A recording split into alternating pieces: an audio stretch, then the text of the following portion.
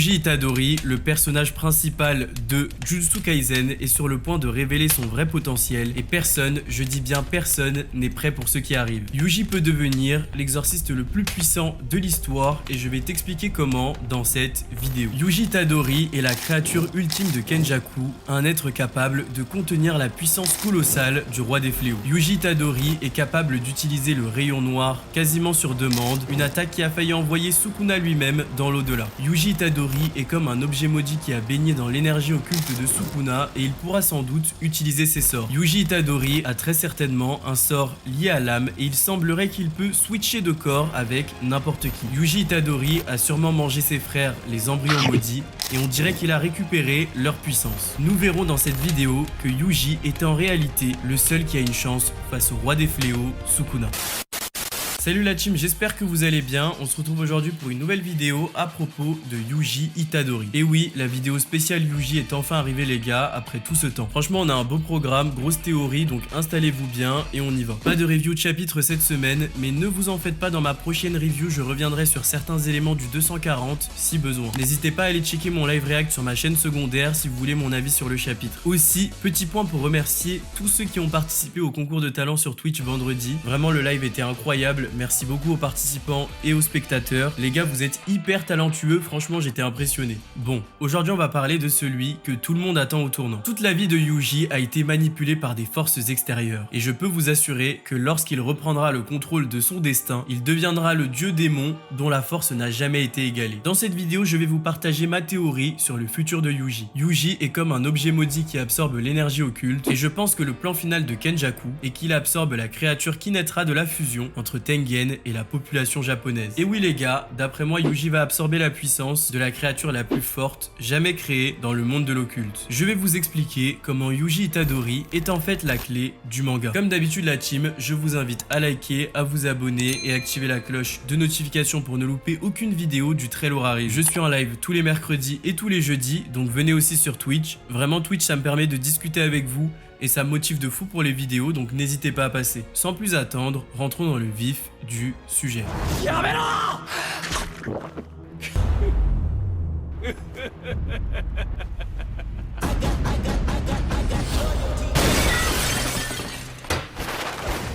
Itadori!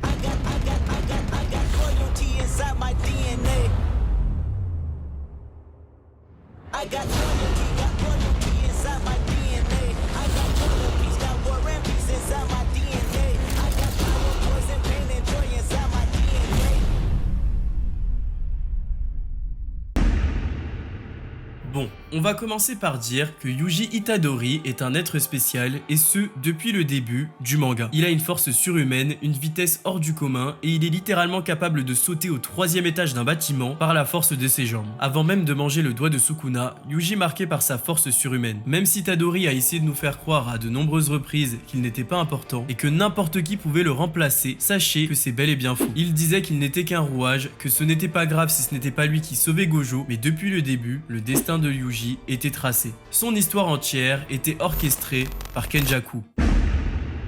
Les origines de Yuji ont été foreshadow dès l'arc Shibuya. Après son affrontement contre Chozo, ce dernier est pris d'un souvenir très étrange. Il a le souvenir d'un événement qui n'a jamais eu lieu. Dans ce souvenir, Chozo était autour d'une table avec ses frères et Yuji l'appelait grand frère. Et oui, Chozo est en réalité le frère de Yuji par l'intermédiaire de Kenjaku. Lorsque Kenjaku a créé les embryons maudits, il possédait le corps de Noritoshi Kamo. Et lorsqu'il a créé Yuji, il possédait le corps de Kaori Itadori. Mais ce qui est intéressant, c'est que Kenjaku explique que les embryons maudits ont été un échec. Il les a créés dans le but de surpasser le potentiel occulte, seulement ces derniers n'étaient pas au niveau de ses espérances. Mais qu'en est-il de Yuji? Est-ce que Yuji ne serait finalement pas cette créature ultime qui pourrait surpasser le potentiel occulte? Kenjaku disait à la fin de l'arc Shibuya qu'il attend beaucoup de Yuji. Il disait également que tant que Yuji et Sukuna resteront en vie, le cycle des fléaux ne disparaîtra jamais. Yuji est l'œil du cyclone pour la nouvelle ère. D'autre part, Sukuna disait que Kenjaku créait les choses les plus répugnantes en parlant de Yuji. Il expliquait que Yuji venait de l'ancien temps. Mais alors, qu'est-ce que tout ça veut dire? Quel est le potentiel de Yuji finalement?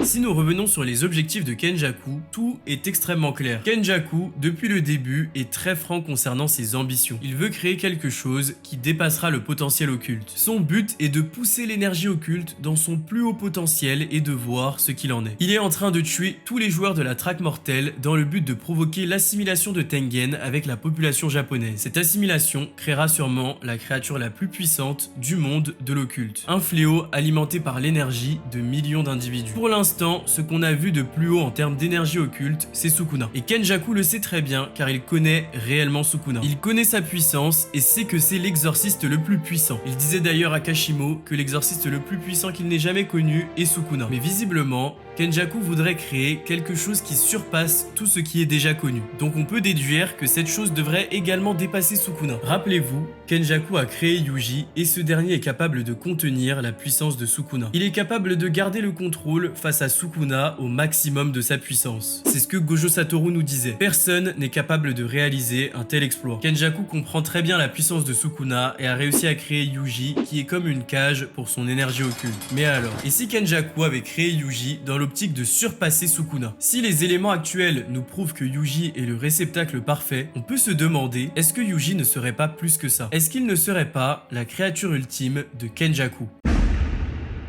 Pour moi, le premier élément marquant concernant Yuji est qu'il a été conçu pour être le réceptacle de Sukuna. Avec les derniers chapitres, nous avons pu constater la puissance colossale du roi des fléaux. Sukuna est un être parfait d'après Kashimo, le sommet de la puissance autant par son énergie occulte que par sa condition physique. Et cette puissance colossale a pu être contenue, restreinte par Yuji. Yuji a le potentiel d'être une cage pour cet être monstrueux qu'est Sukuna. Il a la possibilité de non seulement tanker cette puissance, mais aussi l'enfermer. Par conséquent, on peut en déduire que le corps de Yuji a le potentiel de contenir, posséder une puissance similaire. Et c'est là que la comparaison avec un objet maudit que Shoko a faite est très intéressante. Yuji est comme un objet maudit qui absorbe l'énergie occulte. Il peut très certainement absorber une quantité colossale d'énergie, une puissance similaire à celle de Sukuna, voire supérieure. On peut émettre l'hypothèse qu'il pourrait absorber un pouvoir plus grand que celui de Sukuna. Ainsi, par cet élément, le potentiel de Yuji est très impressionnant et peut littéralement dépasser l'entendement. Son potentiel est peut-être illimité. On sait qu'il a baigné dans l'énergie occulte de Sukuna, par conséquent, il y a beaucoup de chances que Yuji puisse utiliser ses sorts. C'est ce que Gojo avait annoncé. Au-delà, je pense que Yuji pourra même être résistant à la plupart des attaques de Sukuna. Gojo nous expliquait au chapitre 235 que les dégâts infligés par sa propre énergie occulte sont moindres par rapport aux dégâts qu'a subi Sukuna. Suivant cette logique, Yuji ayant baigné dans l'énergie occulte de Sukuna possède dans un sens son énergie occulte. Il pourra sûrement résister dans une certaine mesure aux attaques de Sukuna, ou du moins elles auront un effet un peu réduit. Au chapitre 214, Sukuna a déduit que c'est parce que Megumi baissait son énergie occulte que Yuji pouvait résister à ses attaques. Mais si Sukuna s'était trompé, et si Yuji avait développé sa propre résistance aux attaques de Sukuna, ce qui faisait que les dégâts étaient moindres. On ne peut pas oublier que juste après leur affrontement, Sukuna remarque une entaille sur son doigt. Et si, sans qu'on le remarque, Yuji avait déjà déployé un sort de Sukuna. Cette théorie ne s'arrête pas là, car si Yuji est comme un objet maudit qui absorbe l'énergie occulte, son sort de transfert d'âme prendrait tout son sens. Au chapitre 222, il semblerait que Yuji a réussi à changer de corps avec Kusakabe. Il semblerait qu'il ait développé une technique qui lui permettrait de switcher de corps. Et si Yuji, ayant été dans le ventre de Kenjaku, avait pu absorber une partie de son énergie occulte, lui permettant aujourd'hui d'avoir une version dérivée de son sort. Kenjaku peut prendre le contrôle du corps d'un individu en y implantant son cerveau. Peut-être que Yuji, ayant absorbé une partie de son énergie occulte, peut changer de corps en switchant son âme avec autrui. Grâce aux travaux de Yuki sur l'âme, Yuji aurait compris ce sort et aurait développé cette habilité dérivée du sort de Kenjaku. C'est assez envisageable car Shozo déclarait qu'il avait 3 parents. Sa mère, un fléau, et Kenjaku alias Noritoshi Kamo qui avait mélangé son sang avec les leurs. Yuji aurait donc 3 parents, Kenjaku, Kaori et Jin. Il aurait pu absorber une partie de l'énergie de Kenjaku qui possédait le corps de Kaori car dans Jujutsu Kaisen, le corps est l'âme et l'âme est le corps. Si on part du principe que Yuji est comme un objet maudit qui absorbe l'énergie occulte, on peut aussi expliquer le mystérieux bras qu'il semble avoir développé. Au chapitre 222, il semblerait que Yuji a mangé ses frères, les embryons maudits. En les mangeant, il aurait récupéré leur pouvoir qu'il aurait absorbé. Ce pouvoir se serait exprimé dans cette forme, ce bras qui le rend mi-humain, mi-fléau, tout comme les embryons maudits. Ainsi Kenjaku aurait créé un être au potentiel illimité, une réelle éponge qui absorberait directement l'énergie occulte. En soi, quand on y pense, comment dépasser le potentiel occulte si ce n'est en créant une éponge capable d'absorber une quantité colossale d'énergie et de l'assimiler. Et ma théorie ne s'arrête pas là parce que je pense que Kenjaku prévoit que Yuji soit le réceptacle du fléau qui naîtra de la fusion entre Tengen et la population japonaise. Et oui, Yuji pourrait absorber l'énergie de ce fléau, la contenir et l'utiliser à son avantage. Cette théorie fait sens parce que Yuji a toujours eu une très bonne maîtrise de l'énergie occulte. Il est capable d'utiliser le rayon noir quasiment à la demande et cette technique caractérise ceux qui comprennent parfaitement l'essence de l'énergie occulte. Après avoir utilisé le rayon noir, Maito a révélé sa forme ultime, il déclarait qu'il comprend désormais sa réelle âme. Yuji est peut-être la création ultime de Kenjaku qui dépasse l'entendement et qui lui permettra d'atteindre son objectif. Reste une question, est-ce que Yuji pourra se défaire de son destin? Est-ce qu'il réussira à atteindre ses propres objectifs et à vaincre Sukuna pour sauver ses amis? Pour toutes ces raisons, je pense que Yuji est la clé de ce manga. Il permettra de comprendre le sens de la phrase « le corps et l'âme et le corps ». Son sort combinerait une maîtrise parfaite de son âme et de son corps, possédant des informations certes différentes, mais qui fonctionnent en symbiose. Yuji apprenait dès le chapitre 37 qu'on existe dans ce monde en tant qu'une âme et un corps. Yuji est celui qui enseignera l'amour à Sukuna et je pense que personne n'est prêt pour son ascension. Voilà la team, c'était tout pour cette vidéo, j'espère qu'elle vous a plu. Dites-moi en commentaire quelles sont vos théories pour la suite. Merci à vous, restez sur vos gardes et je vous dis à très vite.